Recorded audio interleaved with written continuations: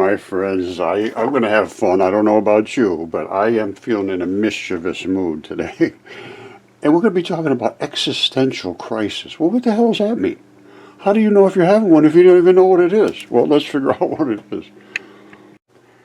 You know, I am in this crisis mode, and I get up this morning. I go out to make a cup of coffee, and I'm standing there thinking to myself, I got to make shorter clips.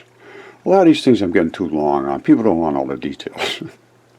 So I said, you know what? I'm gonna call it Roger's Shorts.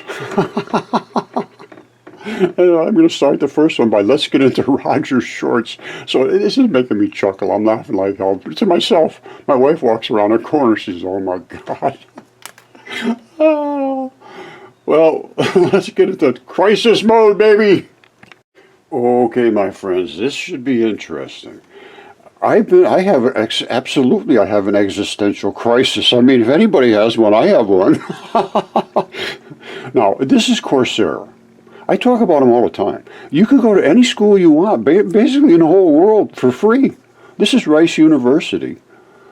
And this is offered by Rice University. Dive into the practice of all this mindfulness and well-being. Enroll for free. You go for free. They don't give you a piece of paper, but who the hell cares? Well, let me put it this way. If you document your work, you don't need a piece of paper from anybody else. You go to your employer, you say, your prospective employer, you say, yeah, I went there, they didn't give me a piece of paper, here's what I did. But anyway, let's get back to what this means. What is mindfulness and well-being? What is existential crisis?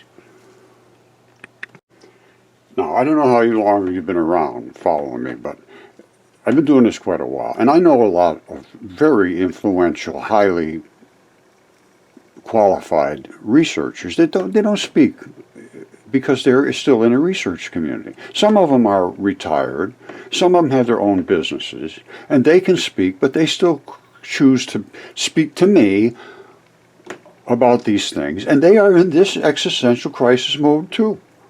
Are they common? Hell yes. If you're thinking it's common, if you're not a thinker, well, then you're just one of the lost. You're one of the people just out looking for a sheepskin from a college, from a university. Here's your sheepskin. You just wrap it around you and you go out and do what all the rest of the sheep do. Well, I'll tell you what. Existential crises, they say this is everything we've been taught is not what we need. Well, it's not. We weren't taught what was real. Let me put it that way. I don't care how you want to look at it. It's whether we need it or not. It may be even needed. It may be needed to just be like sheep in the field so that we don't kill each other. Because I'm going to tell you what, once you start thinking, then you start getting some people that are absolutely crazy and all they can think about is violence. That's when you got trouble. Those people are in trouble. I'm going to tell you right now, because that is not the way of the gods. And I'm telling you right now, gods, yes. One supreme God, I would suspect, was his son Jesus Christ. Sure, it looks like it to me.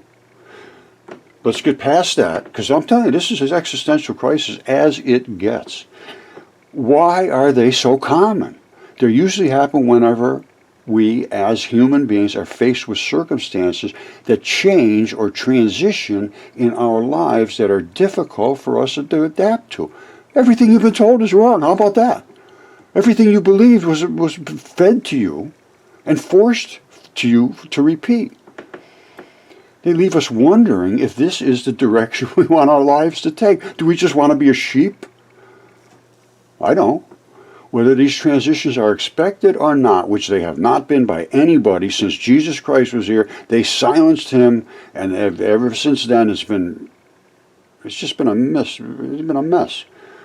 We may feel like we have limitations that leave us questioning the direction our life is taking. Absolutely. If you want to follow what you have been told to believe and want to disregard the substantial material evidences that I present, not guesses, evidences, like my buddy here, Caesar Augustus. That's a goose. Oh no, Roger, that's a head, a stone. Oh yeah, it's a stone now. But that was feathers at one time. And this was collagen at one time. And this was a goose at one time. And this neck was his neck at one time.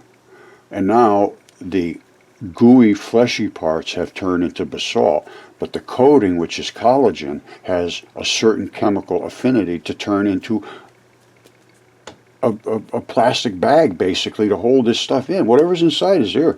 It just transitions. Same with bones.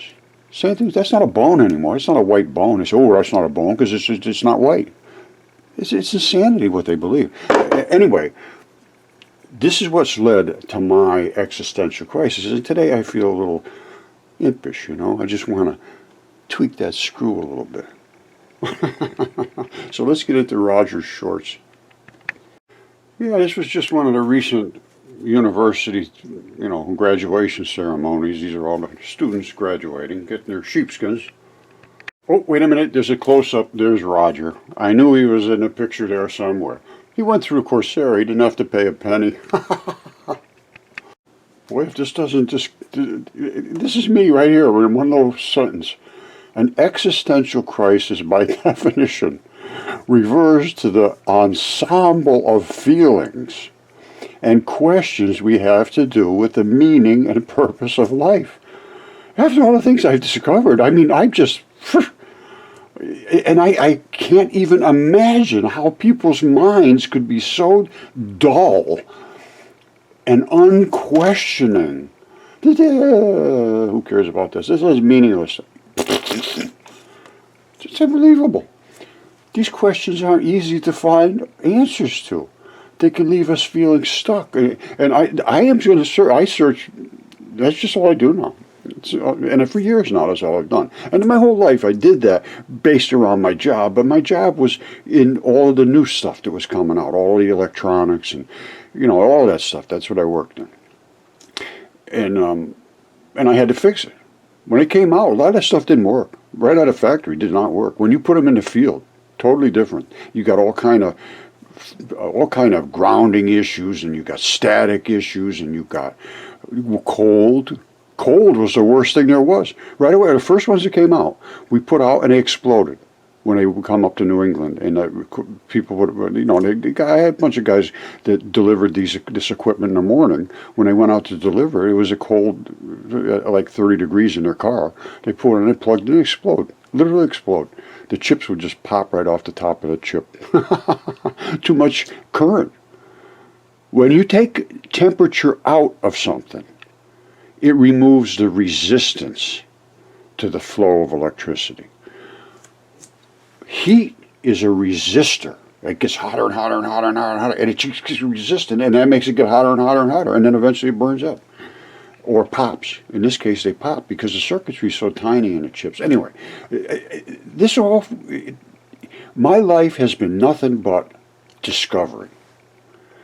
And the things I have discovered, I have found support basically everything that was written in the ancient texts. And this right now, my friends, this is the kind of stuff you want to be reading. I just went into, my son does this. He gets all kinds of, he's a book fanatic. But I came out to here looking into Christianity. And this all needs to be reevaluated for what was here. That they wrote, they all wrote it. We think it's silly. Oh, they were just silly people writing silly things. Well, I don't think so. And this was not long ago. And this is a very, very detailed book.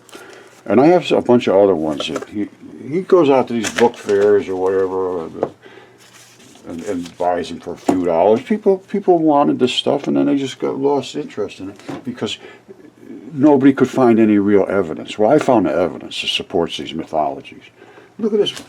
There's another one I got from him. Look at this. This is an encyclopedia of mythology. Somebody put a lot of freaking work into this.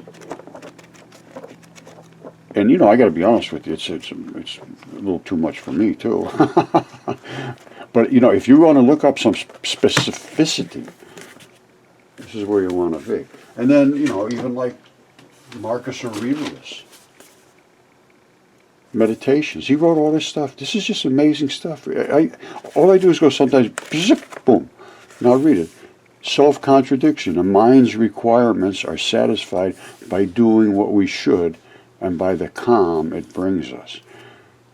If you do what you should, that's just an unbelievable saying all by itself. The requirements are satisfied by doing what we should and by the calm it brings us. Right? Direct your thoughts to what is said, to focus the mind on what happens and what makes it happen. This guy, I don't sit down and read. Well, here's another one. False friendship is the worst. Avoid it at all costs. If you're honest and straightforward and mean well, it should show in your eyes. It should be unmistakable. And it is. It's unmistakable. I can see the people that are frauds. Well, maybe I can't always, I can't always see the people that are honest either. And I can sometimes I can't tell the difference between whether they're just being honest or stupid or frauds. At this point, everything's up in the air.